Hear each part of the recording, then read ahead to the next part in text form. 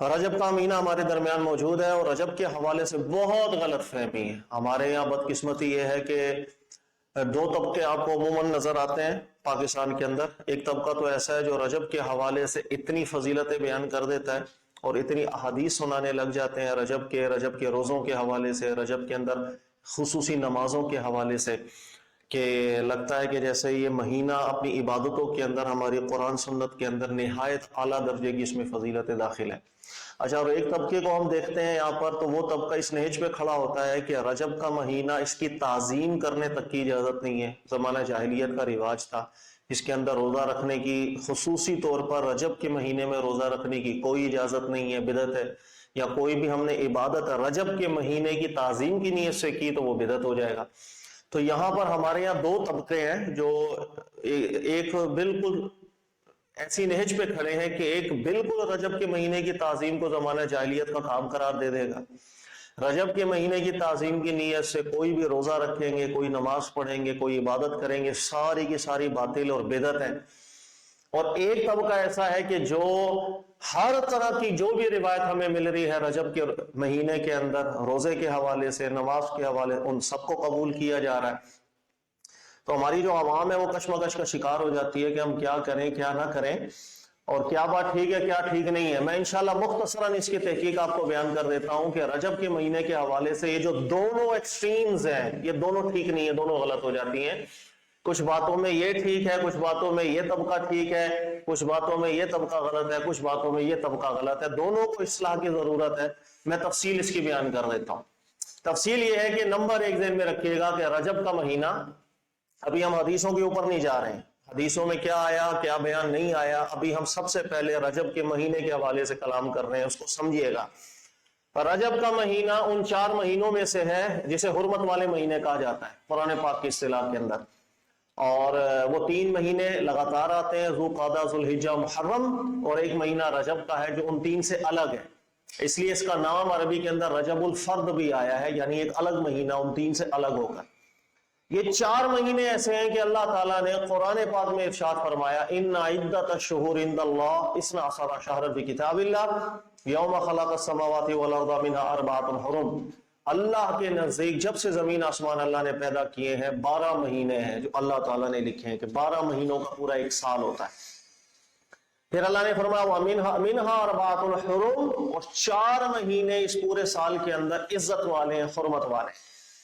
ذالک الدین القیم، یہ دین سیدھا دین یہی ہے۔ فلا تظلموا فیہن انفسکم، ان 4 حرمت والے مہینوں کے اندر گناہوں سے بچ کے رہو، خاص طور پہ ان 4 مہینوں کے اندر گناہوں سے بچ کے رہو۔ تو سب سے پہلے تو اس چیز کو ذہن میں بٹھا کے رکھیے گا، جو 4 مہینے ہیں اس کا قرآن پاک نے حکم اس طرح بیان کیا ہے کہ یہ حرمت والے مہینے ہیں، یہ عزت والے مہینے ہیں۔ زمانہ جاہلیت کے اندر بھی اللہ کے نبی صلی اللہ علیہ وسلم سے پہلے بھی کافر لوگ اس مہینے کو، رجب کے مہینے کو، یا یہ جو حرمت کے مہینے ہیں، ان کو عزت کی نگاہ سے دیکھا کرتے تھے، یہاں تک کہ اس کے اندر جنگ بھی نہیں کیا کرتے تھے، اور کہیں جنگ ہو بھی رہی ہو تو اگر یہ حرمت والے مہینے آتے تو مشرکین بھی زمانہ جاہلیت کے اندر بھی اور جنگ کو روک دیا کرتے تھے، بھائی اب چونکہ حرمت والا مہینہ آ گیا ہے، جنگ سٹاپ کی جائے گی، بعد میں دیکھیں گے۔ اس حکم کو ہمارے دین نے، اللہ تعالیٰ نے برقرار رکھا ہے۔ زمانہ جاہلیت کی اس رسم کو ہمارے دین نے، اللہ تعالیٰ نے منسوخ قرار نہیں دیا، اس لیے کہ یہ وہی رسم ہے جو حضرت ابراہیم علیہ السلام کے زمانہ مبارک سے چلتی ہوئی آ رہی ہے، یہ 4 حرمت والے مہینوں کی۔ اس وجہ سے اس رسم کا چونکہ ایک بگاڑ پیدا نہیں ہوا تھا، ٹھیک تھی یہ رسم، اللہ تعالیٰ نے اس کو ثبت کیا، ثابت رکھا، اللہ کے نبی صلی اللہ علیہ وسلم نے اس کو ثابت رکھا ہے۔ لہذا رجب کا مہینہ ان 4 مہینوں میں سے ایک ہے جس کو اللہ نے قرآن میں فرمائی حرمت والے مہینے۔ اچھا جی، اب حرمت والے مہینے ہیں تو کیا ہوا؟ اب اللہ تعالیٰ نے قرآن میں فرمایا وَمَن يُعَظِّمْ حُرُمَاتِ اللَّهِ فَهُوَ خَيْرٌ لَهُ، اور جو ہماری حرمت والی چیزوں کی تعظیم اپنے دل میں رکھے گا یہ اس کے لیے بہتر ہے اللہ کی بارگاہ۔ یہ دوسری جگہ آیت ہے۔ ایک جگہ ہے وَمَن يُعَظِّمْ شَعَائِرَ اللَّهِ، جو ہمارے شاعر کی تعظیم کرتا ہے، فَإِنَّهَا مِن تَقْوَى الْقُلُوبِ، یہ ایک دلوں کے تقوی کی علامت ہے۔ دوسری جگہ اللہ نے فرمایا وَمَن يُعَظِّمْ حُرُمَاتِ اللَّهِ، جو ہماری حرمت والی چیزوں کو اس کی تعظیم کرتا ہے، یہ اللہ کی بارگاہ میں یہی چیز بہتر ہے، خیر ہے۔ تو اب سمجھیے گا، ایک جگہ اللہ نے فرمایا کہ 4 مہینے حرمت والے ہیں، ذوالقعدہ، ذوالحجہ، محرم اور رجب، یہ 4 مہینے حرمت والے ہیں۔ پھر اللہ نے فرمایا وَمَن يُعَظِّمْ حُرُمَاتِ اللَّهِ، اور جو اللہ کی حرمات کی، حرمت والی بیان کردہ چیزوں کی تعظیم کرتا ہے، فَهُوَ خَيْرُ اللَّهِ، یہی کام اللہ کی بارگاہ میں بہتر ہے۔ نتیجہ بآسانی ہم نکال سکتے ہیں کہ جو 4 مہینے حرمت والے ہیں، ذوالقعدہ، ذوالحجہ، محرم اور رجب، یہ چاروں کے چاروں مہینے اللہ کی بارگاہ میں حرمات والے ہیں، اور اس کی تعظیم ہمیں رکھنی ہی پڑے گی، قرآن کا حکم ہے۔ لہذا پہلا یہ نتیجہ نکالنا کہ رجب کا مہینہ، اس کی کوئی تعظیم ہمارے دین میں ثابت نہیں ہے، کوئی حرمت ہمارے دین میں ثابت نہیں ہے، زمانہ جاہلیت کی یہ رسم تھی، بالکل باطل ہے، یکسر باطل ہے، یہ تو قرآن پاک کے خلاف ہو جاتا۔ اچھا جی، دوسرے نمبر کے اوپر ایک چیز سمجھیے گا، اللہ تعالیٰ نے اب یہ جو 4 حرمت والے مہینے آئے ہیں، ان کے کچھ احکامات بھی قرآن میں بیان کیے۔ مثلا نمبر 1، قُلْ قِتَالٌ فِيهِ كَبِيرٌ، اللہ نے فرمایا کہ ان مہینوں کے اندر جنگ کرنا بہت بڑا کام ہے، بہت بڑا کام ہے، نہیں کی جائے۔ یعنی 4 مہینے حرمت والے ایسے ہیں کہ جہاد اسلام کا ایک رکن ہے، بہت بڑا رکن ہے جہاد، لیکن ان 4 مہینوں کے اندر اللہ نے فرمایا کہ قتال نہ کیا جائے۔ اتنی زیادہ عزت اور حرمت ہے ان 4 مہینوں کی، رجب بھی اس کے اندر داخل ہے، اور بالفرض اگر کہیں جنگ چل رہی ہو اور یہ حرمت والے مہینے بیچ میں آ جائے تو پھر ہمیں حکم یہ ہوتا ہے کہ ہم اعلان کریں کہ بھئی چونکہ یہ حرمت والے مہینے ہیں، اس کے اندر ہمیں قتال کا حکم نہیں ہے، قتال روک دیا جائے۔ اگر سامنے سے قتال روک دیا جائے، آپ رک جائیں، پھر حرمت والے مہینے گزرنے کے بعد دیکھا جائے گا کیا کیا جائے۔ اور اگر بالفرض سامنے سے قتال نہیں رکتا اور وہ مسلسل آپ پر قتال جاری رکھتے ہیں، ایسی صورت کے اندر دفاعی طور پر بامر مجبوری ان حرمت والے مہینوں کے اندر بھی ہم بھی قتال کو جاری رکھ سکتے ہیں، لیکن بہرحال ایک اعلان ضرور کیا جائے گا کہ حرمت والے مہینے آ گئے ہیں، ہم نے قتال نہیں کرنا۔ تو یہ وہ مہینے عزت والے اللہ کی بارگاہ میں کہ اس میں قتال کا حکم ہمیں نہیں ہے کہ ان میں جہاد نہیں کرو اگر یہ مہینے آ گئے بعد میں۔ دوسرا اللہ تعالیٰ نے قرآن میں فرمایا، دیکھیے گا، منہا اربعۃ حرم، 4 مہینے عزت والے ہیں، حرمت والے ہیں، اور جو اللہ کی حرمت والی چیزوں کی تعظیم کرتا ہے یہی اللہ کی بارگاہ میں بہتر ہے۔ آگے اللہ نے فرمایا، دیکھیے، فلا تظلموا فیہن انفسکم، ان 4 عزت اور حرمت والے مہینوں کے اندر خاص طور پہ گناہوں سے بچ کے رہو۔ یہ بھی اللہ کا حکم ہے کہ ان 4 مہینوں کے اندر خاص طور پر گناہوں سے بچ کے رہو۔ تو ان 4 گناہوں تو پورا سال ہم نے بچنا ہے، ہم نے تو محرم میں بھی بچنا ہے، سفر میں بھی بچنا ہے، ربیع الاول میں بھی بچنا ہے، لیکن ان 4 مہینوں کے اندر ایسا کیا ہے کہ اللہ نے فرمایا خاص طور پر ان 4 مہینوں میں گناہوں سے بچ کے رہو۔ یاد رکھیے گا، یہی وجہ ہے کہ جس مہینے کو اللہ نے عزت سے نوازا ہے اس عزت کی لاج ہم نے رکھنی ہے، اور اگر اللہ کی نافرمانیوں کے اندر مبتلا ہو جائیں گے تو وہ لاج نہ رکھی گئی۔ اس لیے عام مہینوں سے بڑھ کر عیب اور گناہ ہوگا اگر ان حرمت والے مہینوں میں اللہ کی نافرمانی کی جائے۔ یہی وجہ ہے کہ صحیح سند کے ساتھ حضرت عبداللہ ابن عباس سے اس کی تفسیر مروی ہے، اور حضرت عبداللہ ابن عباس براہ راست اللہ کے نبی صلی اللہ علیہ وسلم نے جن کے لیے دعا دی کہ اللہ ان کو قرآن کی تعویل اور علم سکھا، صحیح سند کے ساتھ وہ بیان کرتے ہیں کہ اللہ نے فرمایا فلا تظلموا فیہن انفسکم، کہ اللہ نے فرمایا ان 4 عزت اور حرمت والے مہینوں کے اندر گناہوں سے بچ کے رہو۔ خاص طور پر حضرت عبداللہ ابن عباس کہتے ہیں کہ ان 4 مہینوں کے اندر اللہ کی نافرمانی کرنا زیادہ بڑا گناہ بھی ہے، اور ان 4 مہینوں کے اندر اللہ کی فرما برداری کرنا زیادہ ثواب بھی ہے۔ عام مہینوں کے اندر وہ ثواب نہیں ملے گا جو ان 4 حرمت والے مہینوں میں اللہ کی عبادت کرنے پر اللہ تعالیٰ زیادہ اجر عطا فرماتے ہیں۔ تو یہ بات ایک راسخ کر لیجئے اپنے ذہن کے اندر کہ رجب کا مہینہ ان مہینوں میں سے ہے کہ جس کے اندر گناہ کیا جائے گا تو عام مہینوں سے بڑھ کر گناہ ہے، اور اس مہینے کے اندر اگر نیکی کی جائے گی تو عام مہینوں سے بڑھ کر کے نیکی ہے، عام مہینوں سے بڑھ کر کے ثواب ہے۔ یہ وہ بات ہے جو قرآن پاک نے ایک اسٹیبلش کر دی۔ تو اب یہ چیز کہنا کہ بھئی رجب کے مہینے کی کوئی حقیقت نہیں ہے، رجب کے مہینے کی کوئی تعظیم نہیں ہے، رجب کا مہینہ زمانہ جاہلیت کے اندر اس کی تعظیم کی جاتی تھی، یکسر باطل ہے۔ اللہ تعالیٰ کا قرآن جہاں پر کھڑا ہے اس کے خلاف کیسے زبان درازی ہم کر سکتے ہیں؟ تو پہلی چیز یہ بنیاد اپنی ٹھیک کریں، اللہ نے قرآن میں 4 مہینوں کو حرمت والے قرار دیے، اور پھر اللہ نے فرمایا وَمَن يُعَظِّمْ حُرُمَاتِ اللَّهِ، جو اللہ کی حرمت والی چیزوں کی تعظیم کرتا ہے فَهُوَ خَيْرٌ لَهُ، وہ اللہ کی بارگاہ میں بہتر ہوتا ہے۔ لہٰذا ان 4 مہینوں کی ایک عزت اور ایک تعظیم بھی ہمارے دل کے اندر ہوگی۔ تیسری بات، اللہ نے قرآن میں فرمایا کہ ان مہینوں کے اندر خاص طور پر گناہوں سے بچ کے رہو. اس مہینے میں گناہ کرنا عام مہینوں والا گناہ نہیں، بڑا گناہ ہے. اور ان مہینوں میں نیکی کرنا عام مہینوں والی نیکی نہیں، زیادہ بڑی نیکی ہے. جب یہ چیز آپ کو سمجھ میں آ گئی تو اب نتیجہ نکالیے گا. دیکھیے گا جب رجب میں گناہوں سے خاص طور پر ہم نے بچنا ہے اور نیکیوں کے اندر اپنے آپ کو مشغول رکھنا ہے، اور نیکی کا ثواب عام مہینوں سے زیادہ ہے، تو کون سی عبادت ایسی ہے جو اس مہینے میں منع ہوگی؟ اب انسان روزہ رکھے، عام مہینوں میں جو روزہ ہے اس مہینے کے اندر اس کا زیادہ ثواب ہوگا. عام مہینے میں جو تسبیح ہے اس مہینے میں اس تسبیح کا زیادہ ثواب ہوگا. عام مہینے میں جو آپ نماز پڑھیں گے اس مہینے میں نماز پڑھیں گے زیادہ ثواب ہوگا. عام مہینے میں کوئی آپ نے نفل نماز پڑھی اس مہینے میں پڑھیں گے زیادہ ثواب ہوگا. یہ قرآنی فیصلہ ہو گیا.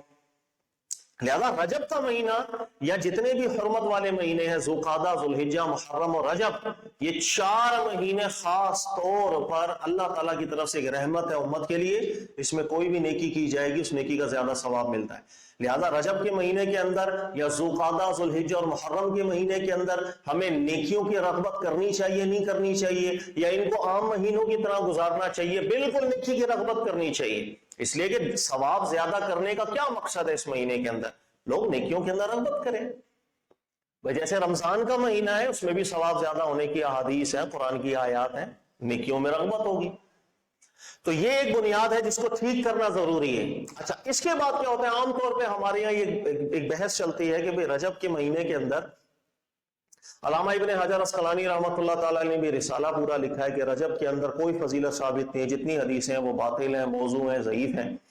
تو یہ چیز میں پہلے بتا دوں، ابن حجر اسقلانی کو بھی نہایت غلط کوڈ کیا جاتا ہے. یہاں پر حق اور ایمانداری سے فیصلہ کرنا چاہیے، تحقیق کرنی چاہیے، اور جو نتیجہ نکلے اس کو قبول کرنا چاہیے، چاہے وہ اپنے مسلک کے خلاف ہو، مذہب کے خلاف ہو. جب نفرت، کسی بھی مسلک یا گروہ کے خلاف نفرت رکھ کے ہم مطالعہ کرتے ہیں تو ہماری آنکھوں کے آگے پٹیاں بھی آ جاتی ہیں.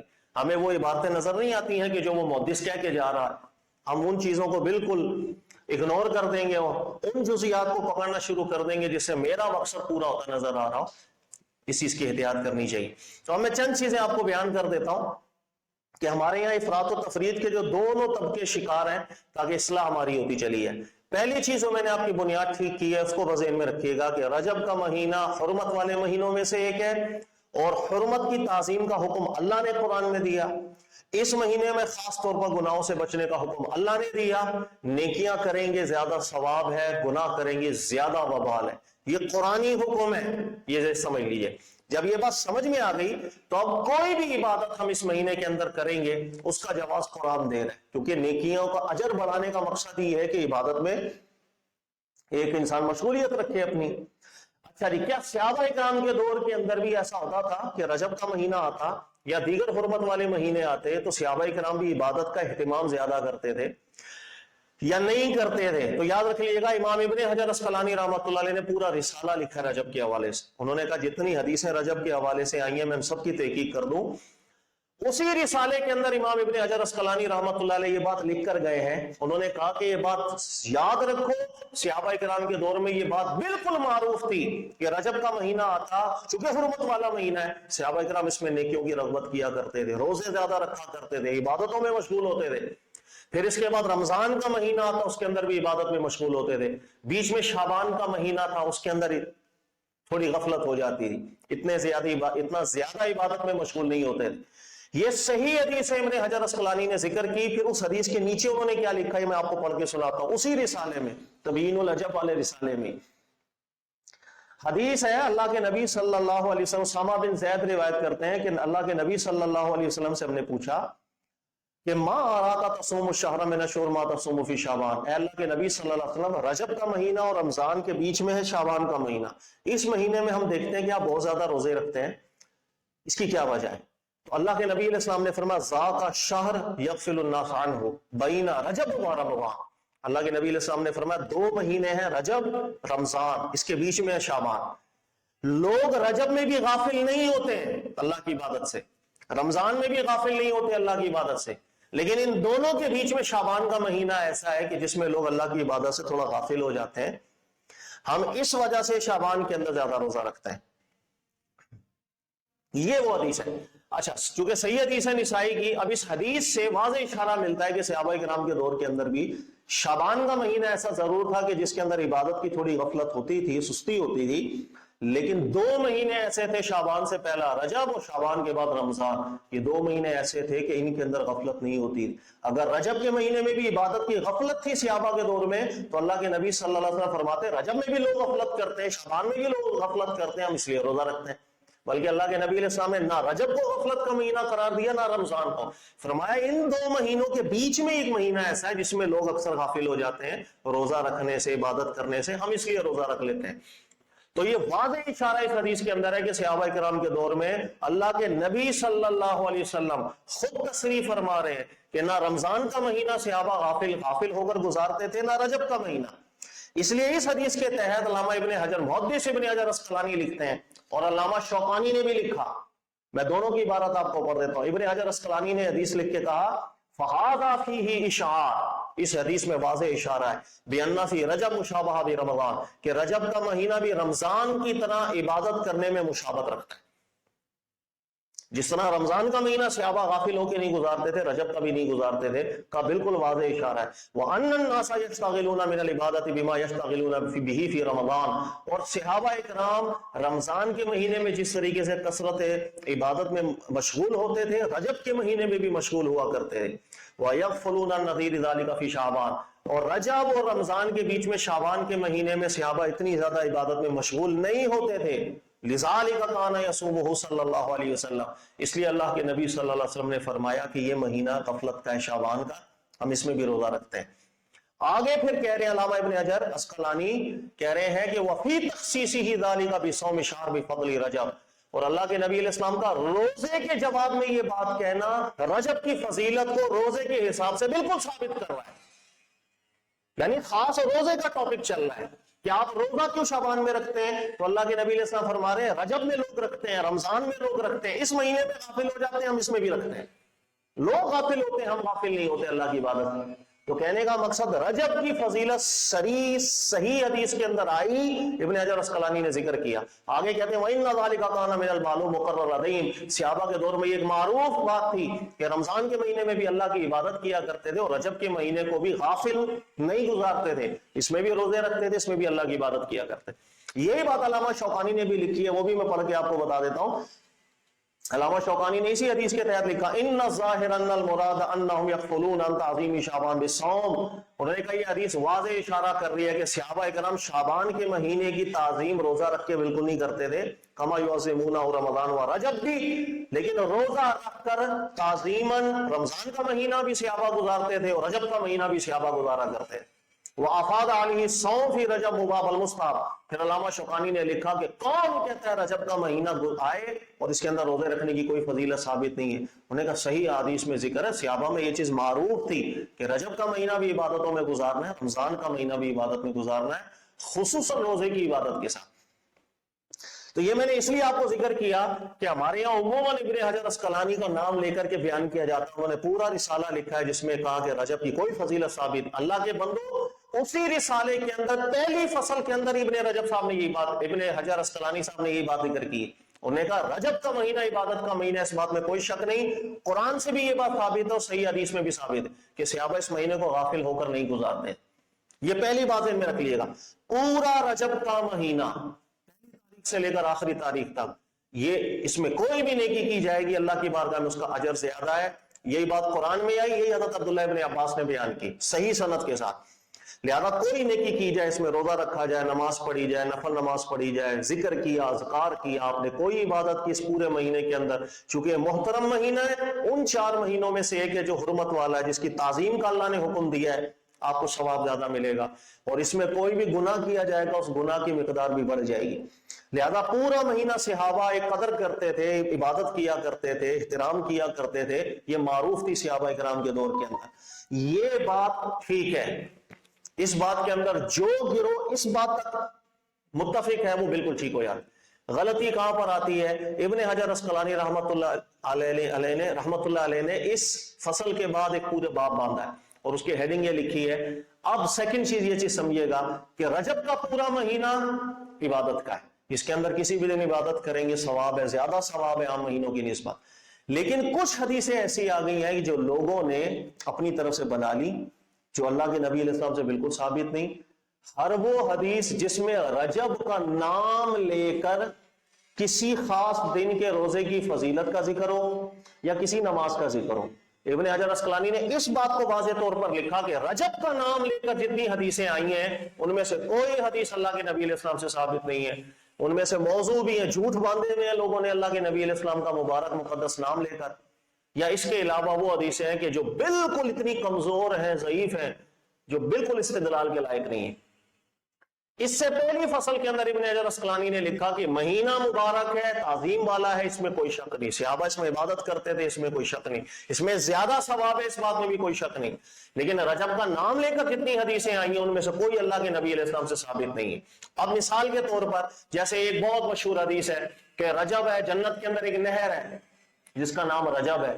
یہ ایک بڑی مشہور روایت بالکل ثابت نہیں ہے. کئی علماء نے اس کو باطل کہا, کئی علماء نے ضعیف کہا, لیکن اس قدر ضعیف ہے کہ ابن حجر عسقلانی نے لکھا کہ بالکل اس سے استدلال ہم نہیں کر سکتے, باطل ہے, اللہ کے نبی علیہ السلام سے بالکل ثابت نہیں. اسی طرح بہت مشہور حدیث ہے کہ رجب شہر اللہ, رجب اللہ کا مہینہ ہے. شعبان شہری, شعبان میرا مہینہ ہے. وہ رمضان شہر امتی, اور رمضان میری امت کا مہینہ ہے. یہ اس قدر باطل روایت ہے کہ اکثر محدثین نے اس کو موضوع کہا ہے, بالکل باقاعدہ جھوٹ باندھا اللہ کے نبی علیہ السلام کا مبارک نام لے کر. کئی علماء نے کہا اس کی سند واہیات ہیں, باطل ہیں, اور بالکل کسی نے ضعیف بھی کہا تو کہا ضعیف جداً ہے, اس قدر ضعیف ہے کہ باطل کے قریب ہی ہے. تو یہ بھی روایت ثابت نہیں. اسی طرح رجب کا نام لے کر کے رجب کی پہلی تاریخ کو جس نے روزہ رکھا اس کو زیادہ ثواب ہے, رجب کی دوسری تاریخ کو جس نے روزہ رکھا اس سے کم ثواب ہے. یہ ساری حدیثیں اللہ کا نام لے کر کے جو اللہ کے نبی علیہ السلام کا مبارک نام لے کر جو بیان کی ہیں ان میں سے کچھ بھی ثابت نہیں ہے. زیادہ تر جھوٹ باندھا گیا ہے, باطل ہیں, واہیات ہیں, ضعیف ہیں. اچھا, اسی کے علاوہ لیکن یہ بات پھر میں دوبارہ آپ کو بیان کر دوں کہ کیا ان ضعیف حدیثوں کی بنیاد پر رجب کے مہینے کے اندر روزے کی فضیلت باطل ہو گئی؟ بالکل نہیں, وہ صحیح حدیث سے ثابت کہ صحابہ روزہ بھی رکھا کرتے تھے رجب کے مہینے کے اندر, خاص طور پہ جیسے رمضان میں عبادت بھی کیا کرتے تھے, لیکن وہ پورے رجب کے مہینے میں ایک برابر ہے. یعنی رجب کی پہلی تاریخ کو آپ نے روزہ رکھا وہ اتنا ثواب دے گا جتنا آخری تاریخ کو روزہ رکھیں گے. عام مہینوں سے زیادہ ثواب, لیکن پورا رجب ایک برابر. اب جن حدیثوں کے اندر فضیلت کی یہ بات آ جاتی ہے کہ پہلے دن روزہ رکھا تو زیادہ ثواب, دوسرے دن رکھیں گے زیادہ ثواب, تو یہ چونکہ افضلیت کی بات کر رہی ہے. اور یہ بھی ذہن میں رکھ لیجیے گا, اگر کسی چیز کی اصل صحیح حدیث سے ثابت ہو پھر اس میں فضیلت کی بات کسی ضعیف حدیث کے اندر آ جائے تو کچھ شرائط کی بنیاد پر ضعیف پر عمل کرنے میں حرج نہیں. لیکن تمام علماء کا اجماع گزرا ہے کہ فضیلت میں اگر کوئی ضعیف حدیث افضلیت کی بات کر رہی ہوگی تو علماء کا اتفاق اور اجماع گزرا ہے بالکل ضعیف حدیث باطل ہو جاتی. افضلیت کے اندر کوئی ضعیف حدیث نہیں چلتی ہے, اجماعی مسئلہ ہے یہ. ضعیف حدیث پر عمل جائز ہے, وہ بھی چند شرطوں کے ساتھ. پھر اس چیز کا بھی ابن حجر عسقلانی رحمۃ اللہ علیہ نے ذکر کیا, بڑا کھول کے ذکر کیا. انہوں نے کہا ہمارے یہاں بدقسمتی سے ہوتا یہ ہے کہ چونکہ رجب کا مہینہ صحابہ اس میں عبادت کرتے تھے, یہ صحیح روایتوں سے ثابت ہے, قرآن کی آیتوں سے ثابت ہے, اس مہینے کی فضیلت ہے. لیکن ان ضعیف روایتوں کی بنیاد پر چونکہ اس کی اصل ثابت ہے تو کئی لوگ اس ضعیف حدیثوں کو بیان کرنے میں تساہل کرتے ہیں, تسامح کرتے ہیں, اور وہ کہتے ہیں کہ کوئی مسئلہ نہیں, عمل کر لو. تو ابن حجر عسقلانی نے اسی رسالے کے اندر واضح کیا, اس نے کہا کہ لیکن مسئلہ یہ ہے کہ ضعیف حدیث پر عمل کرنا چند شرائط کے ساتھ جائز ہے, ان شرائط کا خیال کوئی نہیں رکھتا ہے. اور یہ جو شرائط محدثین نے بیان کی, یاد رکھیے گا, یہ علماء حناف ہوں, شافعی علماء ہوں, مالکی ہوں, حنبلی ہوں, سب کے نزدیک متفق علیہ ہے کہ یہ 4 سے 5 شرطیں ہیں ضعیف حدیث پر عمل کرنے کی, اگرچہ فضیلت کے اندر ہو, لیکن اس کا خیال کوئی نہیں رکھتا.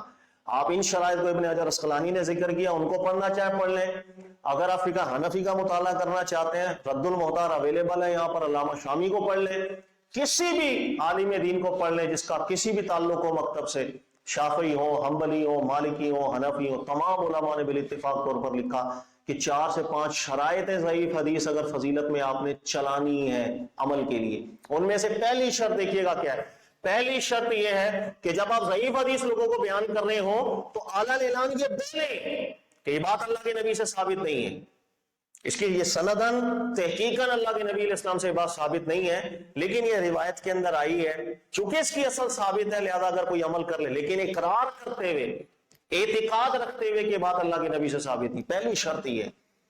پھر علامہ ابن حجر عسقلانی ہے یا دیگر علماء وہ یہ ذکر کرتے ہیں کہ ہمارے یہاں کا ماحول ایسا بن گیا کہ اللہ کے نبی علیہ السلام کی حدیث چاہے وہ ضعیف ہے اگر لوگوں میں فضیلت کے طور پر سنانی بھی ہے تو جزمی طور پر بیان کیا جاتا ہے۔ قال رسول اللہ صلی اللہ علیہ وسلم کے نبی علیہ السلام نے فرمایا کہ کوئی وضاحت نہیں کرتا بیان کرتے ہوئے کہ اللہ کے بندے یا اللہ کے نبی سے ثابت نہیں ہے۔ یہ ایک بات تھی روایت کے اندر آئی ہے، اس کی اصل چونکہ ہمارے دین میں ثابت تھی، اس لیے اگر کوئی عمل کر لے کہ اس انداز میں کوئی بیان نہیں کرتا۔ دوسری شرط علامہ ابن حجر اسقلانی نے بھی ذکر کی اور انہوں نے ارشاد فرمایا کہ دوسری شرط یہ ہے کہ ضعیف حدیث اگر فضیلت میں چلے بھی اس کی تشہیر لوگوں کے اندر نہ کی جائے، یہ دوسری شرط ہے تمام علماء کی نصیحت۔ تشہیر کا کیا مطلب ہے؟ کھلے عام لوگوں کے اندر بیان کرتے پھلے ہم ضعیف حدیث ہے، وہ ضعیف حدیث کا نام بھی نہ لیں، بس ایک فضیلت کے طور پر حدیث سنائے اللہ کے نبی علیہ السلام سے یہ بات آئی، اللہ کے نبی علیہ السلام۔ انہوں نے کہا اس لیے کہ عوام جتنی ان میں ان کو کیا معلوم ضعیف حدیث ہے یا صحیح حدیث ہے، وہ جھوٹی نسبتیں اللہ کے نبی علیہ السلام کی طرف کرتی چلی جائیں گی، وہ سمجھیں گے اللہ کے نبی کا فرمان ہے، ٹھیک فرمان ہے، سچا فرمان ہے، ثابت فرمان ہے، وہ اس کو سنت سمجھنا شروع ہو جائیں گے، حدیث کو صحیح سمجھنا شروع ہو جائیں گے، اللہ کے نبی علیہ السلام کی طرف جھوٹ کی نسبت ماننا شروع ہو جائیں گے۔ یہی بات ابن حجر اسقلانی رحمۃ اللہ علیہ نے ذکر کی، انہوں نے کہا اس شرط کا بھی کوئی خیال نہیں کرتا، ضعیف حدیث کھلے عام جزمی طور پر سنا دی۔ اب سننے والے عوام ہیں، ان کو نہ فن حدیث کا پتہ نہ تحقیق کا پتہ، وہ حدیث کو سن کر یقیناً اللہ کے نبی کا فرمان سمجھ جائیں گے، اس کو سنت سمجھ جائیں گے، اللہ کے نبی پر جھوٹ کی نسبت ماننا شروع کر دیں گے، ہاں یہ بات اللہ کے نبی کی ہے صلی اللہ علیہ وسلم۔ ابن حجر نے کہا کوئی شرط کا خیال نہیں کرتا۔ پھر تیسری بات علامہ ابن حجر اسقلانی رحمۃ اللہ علیہ نے ذکر کی، دیگر علماء نے بھی ذکر کی، اور انہوں نے ارشاد فرمایا کہ یتسمحون فی اراد الحدیث فی الفضائل وان کان فیہ ما لم تکن موضوعا۔ انہوں نے کہا یہ بات بھی ذہن میں رکھیے گا کہ ضعیف حدیث کو فضیلت کے اندر اگر اس کی اصل ثابت ہے، اس کی بھی یہ شرط یہ تھی کہ وہ موضوع نہ ہو یا اس کی سند اتنی ضعیف نہ ہو جو قریب باطل ہوتی، یعنی ضعیف جداً۔ نے کہا اس کا بھی کوئی خیال نہیں کرتا۔ بتائیے ایک جملہ پڑھ لیتے ہیں، ضعیف حدیث فضیلت میں چلتی ہے، اس کے بعد پھر موضوع حدیثیں بھی چلنا شروع ہو جاتی ہیں، جھوٹی حدیثیں بھی چلنا شروع ہو جاتی ہیں، پھر اس کے اندر ضعیف جداً حدیثیں بھی چلنا شروع ہو جاتی ہیں، کا کوئی خیال نہیں کرتا۔ ذوف یسیر ہو، جس بات کی اصل قرآن سنت میں آ جائے اس پر ذوف یسیر، چھوٹا بہت ہلکا پھلکا ذوف ہو، ایسی روایتوں کو بیان کر کے کہ اللہ کے نبی سے ثابت نہیں، اس کا خیال رکھنا۔ ایک روایت آئی ہے بس، کہا کہ کوئی اس کا خیال نہیں کرتا، یہاں تک کہ موضوع حدیثیں بھی لوگوں کے اندر لوگ بیان کر دیتے ہیں۔ پھر علامہ ابن حجر اسقلانی نے ایک اور بات کی کہ چوتھی شرط یہ ہے جس کو ذہن میں رکھیں، چوتھی شرط یہ ہے او یراہ بعض الجہال فیظن انہ سنہ صحیحہ، اور کہا ولا یشہر ذلک لئلا یعمل المرء بحدیث ضعیف یشرع ما لیس بیشرع۔ انہوں نے کہا کہ اس چیز کا ضرور خیال رکھا جائے کہ ضعیف حدیث کے اندر ایک تو ہے فضیلت کا کوئی نقطہ نکل رہا، کہا کہ کچھ باتیں ایسی بھی آ جاتی ہیں کہ جو اللہ کی طرف غائبانہ بہت سے احکامات نکلنا شروع ہو جاتے ہیں، دیگر شریعت کے احکامات نکلنا شروع ہو جاتے ہیں، کہا کہ لوگوں کو خاک اس چیز کا معلوم ہوگا، آپ جب جزمی طور پر ایک حدیث لوگوں کو سنا دیں گے اور وہ ضعیف ہوگی، وہ صرف فضیلت کے استدلالات نہیں کرتے پھرے گی، اس میں دیگر بھی شریعت کے احکامات نکالنا شروع کر دیں، کہا کہ لوگ گمراہ ہو جائیں گے۔ ان شرطوں کا کوئی خیال نہیں کرتا، اس وجہ سے ابن حجر اسقلانی نے ان ساری حدیثوں کو ذکر کیا کہ رجب کا نام لے کر جتنی حدیثیں آئی ہیں ان میں سے کوئی بھی ثابت نہیں، جس حدیث میں رجب کا نام لے کر کوئی بات آئے گی فضیلت کی ان میں سے کوئی ثابت نہیں ہے، زیادہ تر جھوٹی روایتیں ہیں، باطل روایتیں ہیں، بہت سی روایتیں ضعیف ہیں۔ یہ ہے اصل میں مقصد ابن حجر اسقلانی کا رسالہ لکھنے میں بھی، اور انہوں نے بالکل واضح کیا کہ رجب کے اندر عبادت صحابہ بالکل کیا کرتے تھے، ان کا ایک طریقہ تھا۔ لہذا درست بات یہ ہے کہ رجب کا مہینہ معظم مہینہ ہے، رجب کے مہینے میں تعظیم بھی ہم نے کرنی ہے، اس کے اندر گناہوں سے خصوصاً بچ کے رہنا ہے، اس مہینے میں نیکی کرنا زیادہ ثواب بھی دیتا ہے۔ آپ روزہ رکھیں، اس کے اندر آپ نماز پڑھیں، نفلی نماز پڑھیں، ذکر و اذکار کریں، درود پڑھیں، جو مرضی نیکی کریں گے اس مہینے میں آپ کو زیادہ ثواب ملے گا۔ لیکن اس کے اوپر، یعنی اس اصل کے اوپر جو قرآن سنت سے ثابت ہے، آپ ضعیف اور باطل حدیثیں لا کر لوگوں میں اگر بیان کرنا شروع کر دیں گے اور ان شرائط کا بھی خیال نہ رکھیں کہ جو شرائط علماء نے لکھی ہیں، اگر کسی موقع پر ضعیف حدیث فضیلت میں چلے بھی، آپ خیال نہیں رکھیں گے تو لوگوں میں فتنہ پیدا ہوگا۔ یہی وجہ ہے کہ مثال کے طور پر دیکھیے گا ایک حدیث ہے رجب شہر اللہ، رجب اللہ کا مہینہ ہے، یہاں پر صرف فضیلت ثابت نہیں ہو رہی، اللہ کی بارگاہ کے ایک حکم شرعی بھی نکل رہا ہے کہ اللہ کی بارگاہ میں یہ حکم ہے کہ یہ مہینہ اس کا ہے۔ یہ کوئی صرف فضیلت کی بات نہیں ہے، اللہ کی غیبانہ ایک نسبت، غیبی بات آپ جوڑ رہے ہیں۔ لہذا اس لیے علامہ محدثین روتے ہیں اور کھول کھول کے لکھ کے چلے جاتے ہیں کہ خدا کا واسطہ ہے ضعیف حدیث فضیلت میں چلے گی تو ان شرائط کا خیال کون رکھتا ہے؟ صرف ایک جملہ مشہور ہے ضعیف حدیث فضیلت میں چلتی ہے۔ اس کی اصل ثابت ہونی چاہیے آلریڈی پہلے دین کے اندر. جب اصل ثابت ہے پھر بیان کر کے کہ یہ حدیث اللہ کے نبی سے ثابت نہیں، بس ایک روایت آئی ہے، پھر یہ بیان کر کے کہ اس حدیث کو لوگوں میں مشہور نہ کیا جائے. آج ہمارے یہاں تو ہوتی تبلیغ ہے، سوشل میڈیا کے اوپر ضعیف حدیثیں چل رہی ہیں، کھلے عام ہزاروں کے مجمع کے اندر ہم ضعیف حدیثیں سنا رہے ہوتے ہیں، پیچھے جملہ ایک ہے، ضعیف حدیث فضیلت میں چلتی. تو اللہ کے بندو، جنہوں نے یہ جملہ لکھا انہوں نے یہ بات بھی تو لکھی تھی کہ لوگوں میں ایک پبلش نہ کیا جائے ایسے معاملے کو. لوگ فن حدیث کو نہیں جانتے. ارے صحیح حدیثوں کے اندر بھی کفریات داخل ہو جاتے ہیں، یہ تو پھر ضعیف حدیث ہے، لوگوں کو کیا معلوم ہے. نہ صحیح حدیثوں کو اس انداز کے اندر لوگوں میں بیان کیا جائے کہ جو صحیح حدیثوں میں بھی اس کے متن میں گڑبڑ آ جاتی ہے، کفریات آ جاتے ہیں، گستاخیاں آ جاتی ہیں، لوگ فتنے میں مبتلا ہو. نہ ضعیف حدیث کو اس انداز کے اندر لوگوں کے اندر پبلش کیا جائے کہ لوگ فتنے میں پڑ گئے. ان شرائط کا چونکہ خیال نہیں رکھا جاتا، اس لیے شروع سے علماء روتے آئے. اب آپ کو ایک اور بات بتاؤں. اب ایک اور جھوٹی حدیث ہے رجب کے اندر صلاۃ الرغائب کے نام سے. اب مختلف یہ روایتیں ہیں رجب کے پہلے ہفتے میں یا 15ویں رجب کے اندر یہ نماز پڑھی جائے تو اتنی فضیلت ہے اس کی. یہ جھوٹی روایت ہے، محدثین لکھ کے گئے. اور یاد رکھیے گا محدثین کا اتفاق ہے یہ نماز جھوٹی ہے. فقہا کا بھی اتفاق گزرا ہے، فقہا حناف ہو، شافعیہ ہو، مالکی حنبلی ہو، سب کا اتفاق ہے کہ جو یہ نماز پڑھے گا بدعتی ہوگا. اس لیے کہ جس کی بنیاد جھوٹ ہے اللہ کے نبی علیہ السلام پر، اس بنیاد پر، اس پر بنا رکھ کے جو عبادت کی جائے گی وہ بدعت ہو جائے گی. یاد رکھیے گا یہی بات ہمارے علماء بھی ذکر کر کے گئے ہیں، جتنے بھی علماء ہیں بڑے بڑے اکابرین، کسی فقہ سے تعلق ہو ان کا. اور حیرانی والی یہ بات بھی میں آپ کو بتاؤں کہ صدیوں پہلے سے یہ صلاۃ الرغائب رجب کی نمازیں باجماعت مسجد کے اندر ایک رواج پڑ چکا تھا.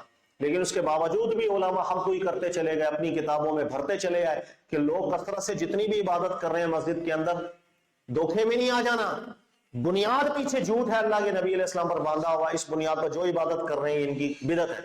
جیسے علامہ شامی رحمۃ اللہ علیہ کو آپ پڑھیں گے تو علامہ شامی نے بھی لکھا وَمِنْ هُنَا يَعْلَمْ كَرَاهِيَةَ الْاجْتِمَاعِ عَلَى صَلَاةِ الرَّغَائِبِ الَّتِي تُفْعَلُ فِي رَجَبٍ وَإِنَّهَا بِدْعَةٌ. انہوں نے کہا مسجد کے اندر جماعتوں کے ساتھ صلاۃ الرغائب ہو رہی ہے، جماعتیں کروائی جا رہی ہیں، دو کھانا کھانا یہ بدعت ہے کیونکہ دین میں اصل نہیں. پھر آگے خود ذکر کیا بِأَنَّ مَا رَوَا فِيهَا بَاطِلٌ وَمَوْضُوعٌ، اس لیے کہ ان نمازوں کے پیچھے جتنی حدیثیں سنائی جا رہی ہیں وہ جھوٹی حدیثیں. تو یہ میں نے مختصراً آپ کو بیان کیا، جس کے اندر میں دوبارہ خلاصہ آپ کو کر دیتا ہوں کہ نہ تو رجب کا مہینہ ایسا ہے کہ سمجھا جائے کہ اس مہینے کی ہم نے تعظیم کی ہے، اس مہینے میں ہم نے عبادت کی تو یہ زمانہ جاہلیت کا کام ہو جائے گا، بالکل غلط ہے.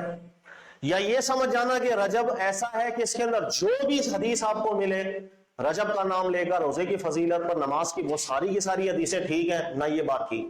بیچ کی بات بالکل ٹھیک ہے. اور بیچ کی بات یہ کہ یہ مہینہ قابل تعظیم ہے، اللہ نے قرآن میں فرمایا منہا اربعۃ حرم، یہ عزت والا مہینہ ہے. پھر اللہ نے فرمایا وَمَن يُعَظِّمْ حُرُمَاتِ اللَّهِ، جو میری حرمت والی چیز کی تعظیم کرے گا، یہی بات اللہ کی بارگاہ میں بہتر ہے، خیر ہے. لہذا اس مہینے کی، اس حرمت والے مہینے کی تعظیم کا حکم اللہ نے دیا. تیسری بات، اللہ نے فرمایا فَلَا تَظْلِمُوا فِيهِنَّ أَنفُسَكُمْ، اس مہینوں کے اندر گناہوں سے خصوصی بچ کے رہو. حضرت عبداللہ ابن عباس بیان کرتے ہیں کہ چونکہ اس مہینے میں گناہ کرنا زیادہ بڑا گناہ ہے، اسی طرح نیکی کرنا زیادہ بڑا اجر بھی رکھتا ہے. یہ بات قرآنی ہے. لہذا اس مہینے میں کوئی بھی نیکی کی جائے گی زیادہ ثواب، اس مہینے میں صدقہ کریں گے زیادہ ثواب، اس مہینے میں آپ عبادت کریں گے زیادہ ثواب، اس مہینے میں آپ روزہ رکھیں گے زیادہ ثواب، نفل پڑھیں گے زیادہ ثواب. لیکن یہ حکم پورے رجب کے مہینے کا ہے بس. پھر صحیح حدیث ہے جو میں نے آپ کو بیان کی، اللہ کے نبی صلی اللہ علیہ وسلم نے بیان کیا کہ رجب کا مہینہ لوگ غافل نہیں گزارتے، عبادت کر کے گزارتے ہیں. رمضان کے مہینے میں بھی عبادت کرتے ہیں، شعبان کے مہینے میں غفلت ہو جاتی ہے، ہم اس میں بھی غافل نہیں ہوتے، ہم اس میں بھی عبادت کرتے ہیں. تو صحابہ کے دور میں یہ چیز معروف تھی کہ رجب کے مہینے میں عبادت کیا کرتے تھے، اس کو غافل نہیں گزارتے تھے، روزہ رکھ کے بھی، دیگر عبادتیں کر کے بھی. اتنی بات ہمارے دین میں بس ثابت ہے کہ رجب کا پورا مہینہ ان 4 مہینوں میں سے جو حرمت والے مہینے، اس میں کوئی نیکی کریں گے ہم زیادہ ثواب، بس اس سے زیادہ کچھ بھی ثابت نہیں. اس کے بعد آپ رجب کے مہینے کے اندر کسی بھی دن کا زیادہ ثواب بیان کرو کہ اس دن روزہ رکھنا زیادہ افضل ہے، افضلیت کا استدلال پہ جتنی حدیثیں رکھیں گے سب باطل ہے، چاہے وہ ضعیف ہو. اس لیے کہ ضعیف حدیث بھی افضلیت میں بالاتفاق بالاجماع باطل. فضیلت کے اندر چلتی ہیں وہ بھی چند شرائط کے ساتھ. اسی کو محدثین روتے آئے ہیں کہ شرائط کا کوئی خیال نہیں رکھتا. آج بھی ہمارے یہاں بدقسمتی کے ساتھ سوشل میڈیا اٹھا کے دیکھیں آپ، پبلکلی یہ ضعیف حدیثیں بیان ہو رہی ہوتی ہیں. جب ان سے کہا جائے یہ حدیث اللہ کے نبی علیہ السلام سے ثابت نہیں تو جواب یہی دیتے ہیں ضعیف حدیث فضیلت میں چلتی ہے. تو خدا کے بندے، یہی تو محدثین روتے آئے ہیں کہ فضیلت کی حدیثیں شرائط کے ساتھ عمل ان پر کیا جا سکتا ہے، ان میں سے ایک بھی شرط ایسی نہیں جو ہمارے یہاں پوری کی جائے. ہر بچے کے زبان کے اندر ہے کہ رجب اللہ کا مہینہ. موضوع حدیث ہے, جھوٹی حدیث ہے, باطل حدیث ہے. آپ نے کیوں نہیں سمجھایا ان 4 شرطوں کو؟ کہ پہلی شرط یہ ہے کہ اقرار کیا جائے, لکھا علماء نے, ان یعتقد, دل کے اندر عقیدہ رکھا جائے. حدیث اللہ کے نبی علیہ السلام سے بالکل ثابت نہیں ہے. آپ یہ بیان کرتے ہیں لوگوں کو, جب آپ یہ بولیں گے کہ اللہ کے نبی علیہ السلام سے یہ بات ثابت ہی نہیں ہے, وزن ٹوٹ جائے گا اس کا. آپ جزمی طور پر بیان کر دیتے ہیں. پھر اسی طرح وہ تمام حدیثیں جو اللہ کے نبی علیہ السلام سے ثابت نہیں ہوتی, لوگوں میں مشہور ہو جاتی ہیں. لوگ اس کو اللہ کے نبی صلی اللہ علیہ وسلم کا مبارک فرمان سمجھ جاتے ہیں, سنت کا استدلال کرتے ہیں, اللہ کے نبی پر صلی اللہ علیہ وسلم اعوذ باللہ جھوٹی نسبتیں کرنا شروع کر دیتے ہیں. یہ سارے وبال ہیں. اس لیے امام ابن حجر عسقلانی نے اس رسالے میں لکھا کہ ضعیف حدیث پر عمل کرنا بالکل شرائط کے ساتھ جائز ہے, کوئی شرائط پر عمل نہیں کرتا. یہی صورتحال ہمارے ہیں. لہٰذا ہمارے یہاں 2 طبقے ہیں. ایک طبقہ تو ایسا ہے جو یہ ضعیف حدیثوں کو بالکل رائج کرے, لوگوں میں پبلش کر رہے ہیں, اشتہار کر رہے ہیں, ان کا پھیلا رہے ہیں. بالکل غلط ہو جاتا ہے. لوگوں میں سمجھ اتنی جرت پیدا کر دیتا ہے کہ لوگ اللہ کے نبی علیہ السلام کی طرف جھوٹی نسبتیں کرنا شروع کر دیں, غلط ہو جاتا. لیکن اس چیز میں وہ ٹھیک ہو جاتا ہے کہ یہ مہینہ معظم ہے, اس کے اندر عبادت ہونی چاہیے. اس اتنی بات کے اندر یہ ٹھیک ہے, زیادہ ثواب. لیکن جتنی باقی باطل حدیثوں کی بنیاد پر عبادت ہے, اللہ تعالیٰ معاف فرمائے. اور ایک طبقہ ایسا ہے جو اس مہینے کو بالکل معظم نہیں سمجھ رہا, وہ کہتا ہے یہ زمانہ جاہلیت کی رسمیں تھی ساری, وہ بالکل غلط ہو, وہ قرآن کے مضمون کے خلاف ہو جاتا ہے. اللہ تعالیٰ ہمیں سمجھنے کی توفیق دے. کہ رجب کے مہینے کے حوالے سے میں نے کچھ مختصراً بیان کیا. اللہ تعالیٰ کی بارگاہ میں دعا ہے اللہ تعالیٰ ہمیں سمجھنے کی توفیق دے, اور ایک وقت جو ایک درمیان کا رستہ ہے اسی پر رہنے کی توفیق, نہ افراط کا شکار ہو نہ تفرید کا شکار. جزاک اللہ.